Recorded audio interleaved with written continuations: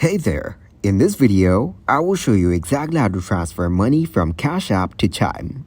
Steps to send money from Cash App to Chime: first, download and set up Cash App.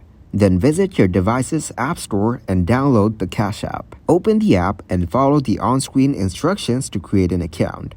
After that, link your bank account or debit card to your Cash App account. Once it is done, link the Cash App to Chime account.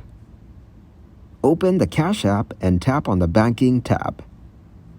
Select Add a Bank and search for Chime in the list of available options. Next, follow the prompts to link your Chime account using your Chime account and routing numbers. Cash App will send 2 small deposits to Chime account for verification purposes. So check your Chime account transactions to find the amounts deposited by Cash App. Enter these amounts in the Cash App to verify your Chime account successfully. After that, navigate to the My Cash tab within the Cash App. Tap on Add Cash and enter the desired amount. Choose if you want to add the funds instantly or within a few days. Go ahead and link your debit card or bank account to transfer funds to your Cash App wallet.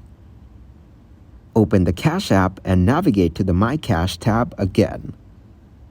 Tap on Cash Out to proceed with money transfer.